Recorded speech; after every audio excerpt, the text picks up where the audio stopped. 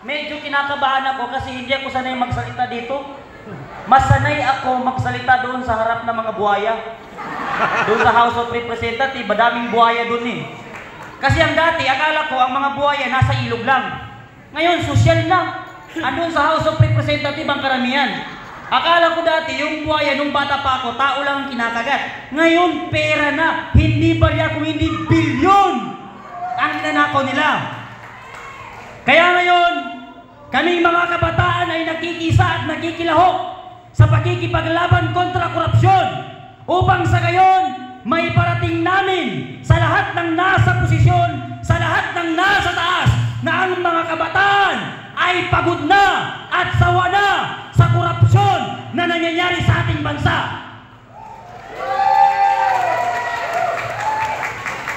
Nasa loob pa lang kami ng tiyan ng aming mga magulang. Nagbabayad na kami ng tax, nagbabayad na ng buwis. Hanggang ngayon, lubog pa rin sa utang ang ating bansa. Lalo't ngayon na bangag ang nakaupo at namumuno sa atin. Ang presidente natin ngayon, mas makapal pa ang pagmumukha niya sa hollow block at simento ng flood control. Kung hindi makapal ang mukha niya sa dinami-dami ng Pilipino at estudyante na lumalabas sa kalsada upang ipanawagan na Marcos resign, dapat bumaba na siya. Ang ating presidente puno ng fake news. Kaya nung pinatawag ako sa CIDG, sabi niya sa akin, kilala mo ba si Atty. Topacio? Sabi ko sa CIDG, oh, kilala ko yun. Sabi niya, saan mo nakilala? Sabi ko sa Facebook, sikat yun eh. Sumunod naman na sinabi niya, kilala mo ba si Atty. Vic Rodriguez? Sabi ko, yes sir, kilala ko rin. Saan mo nakilala? Siya ba ang organizer ng mga rally? Sabi ko, hindi sir. Nakilala ko lang siya sa Facebook, tumakbong senatorya nung nakaraan eh. Sabi niya ngayon, kung hindi ka pala, sabi niya, membro o nag-oorganisa sa mga rally, bakit ka nakakapagsalita? Sabi ko, sir, kung gusto mo, sumama ka sa rally namin. Kasi sabi ko, noong pumunta ako sa rally, sabi sa MC, meron pa bang gustong magsalita dyan o maglabas ng inahin? Kaya sabi ko, lumapit ako, nagsalita ako. Ngayon sabi niya, ikaw ba itong nasa video? Sabi ko, yes sir, sa ako yan. Sabi nung general, hindi. Pagka AI, sabi ko, hindi sir, ako talaga yan. Ah, sabi niya, okay.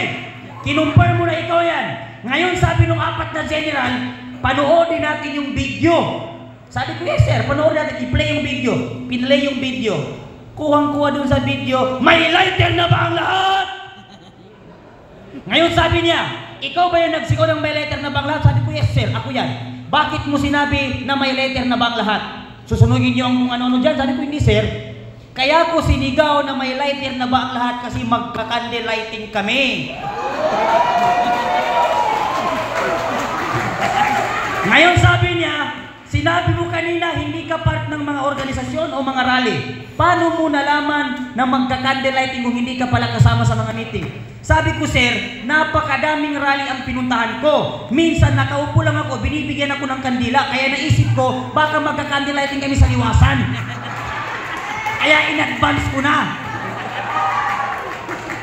Sumunod naman, sabi niya, dito naman tayo sa isang video. Sabi ko, okay. Sabi niya, ikaw ba ito? Sabi ko, ako rin yan, sir. Ngayon, yung nasa video na yun, within 30 minutes, lulusubin natin ang Mindiola. Ikaw ba yung nagsabi niya? Sabi ko, hindi, sir. Magkaibang boses eh. Sabi niya, kung hindi ikaw yan, sino yan? Sabi ko, hindi ko alam, sir, kasi hindi ako nag-i-stay sa stage. Nandun ako sa sasakyan. Sabi niya, kaninong sasakyan? Sa'yo o sa organizer o private? Sabi ko, hindi, sir. Tok-tok. Sabi niya, anong tok-tok? Sabi ko, yung tatlong tire. Sabi niya, yun. Hindi pupunta ang mga tok-tok doon kung walang organizer na nagbayad. Sabi ko, mali ka na naman, sir. Ang tok-tok na sinasabi ko, sabi ko, yung mga sira na nakaparada sa Liwasan Bonifacio, nakisilong ako, umuulan eh. Ngayon, 4 oras kami. 4 na oras kami sa loob ng CIDG, 4 na general ang nag-iimbestiga sa akin. Sinarado ang pinto. Lahat naka-close. Sabi niya ngayon, ibulong mo sa amin kung sino. Ang kilala mo ba yung MC o kahit sino doon? Sabi ko, sir, kahit lutuin mo ako dito, wala akong masabi kasi hindi ko kilala kung sino mga organizer na sinasabi mo. Volunteer akong pumupunta sa rally. Saan mo nakita yung mga rally? Bakit ka nakakapunta? Ang daming vloggers yan eh. Patay. Nagla-live kaya nakikita ko kung saan yung may rally, pumupunta ako doon. Sabi niya, ngayon, hindi pala ikaw yan. So sino ba sabi niya, yung nagsisigaw na yan, na 30 minutes, lulusubin ng Mindiola. Sabi ko, ipasugpina mo ang TV Patrol. Ipatawag mo ang TV Patrol kung gusto mo malaman ng katotohanan. Kasi yan yung nagpalabas ng video. Sabi ko sa kanya, paglabas ko ng CIDG, sinalubong ako ng TV Patrol. Sir, pwede ka ba namin ma-interview? Sabi ko, oo naman pwede. Anong naging reaksyon mo? Anong naging ano mo nung pinadalan ka ng subpina? Sabi ko, gago ka ba? Ikaw ang dahilan kung bakit ako pinasubpina, tapos tanungin mo ako?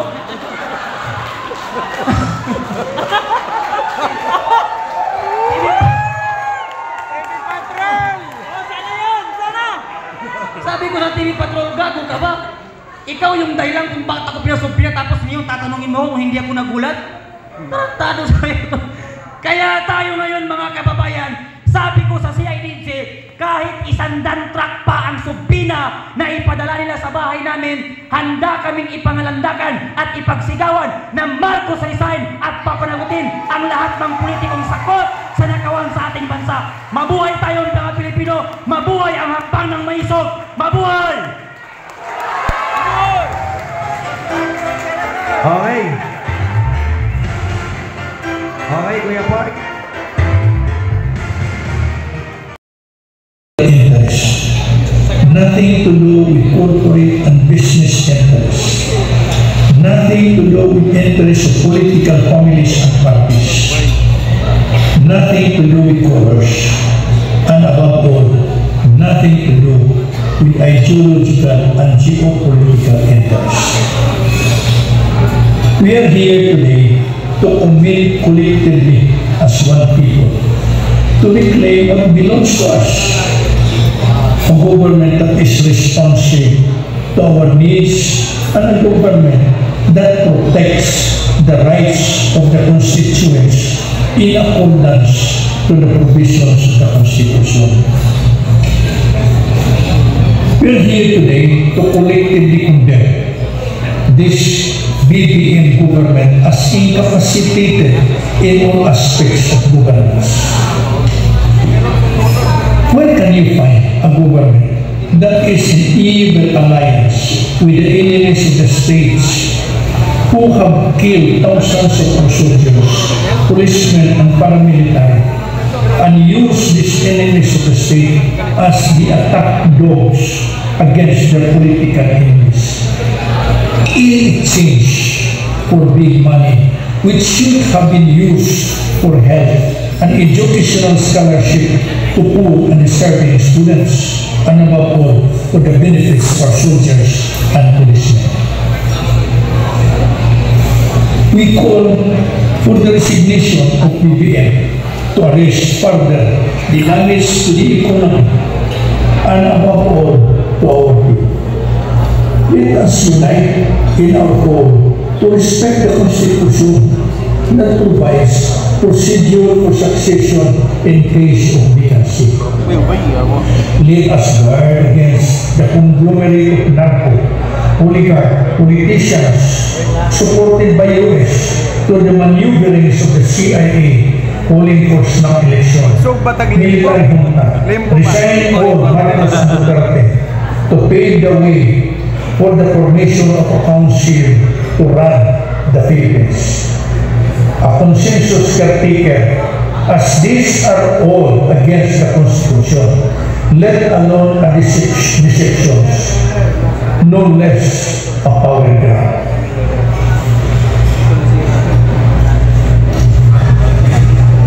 Let us all be alert and oppose any attempt to pause these deceptive machinations and plots.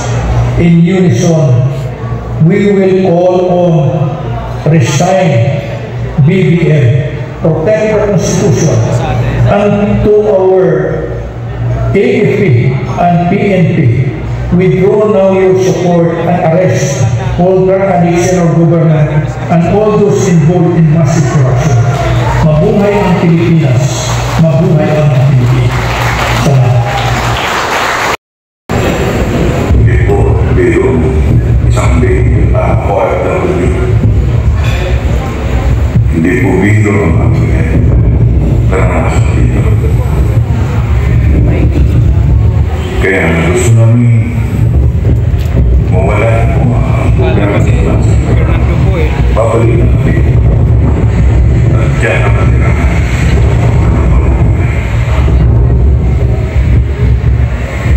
So, tinatutuwa namin na may mga tao katulad namin at nung makasin at hindi nakabot para isuwag ang katotohanan at pangamali na aking kasalukuyan gobyerno.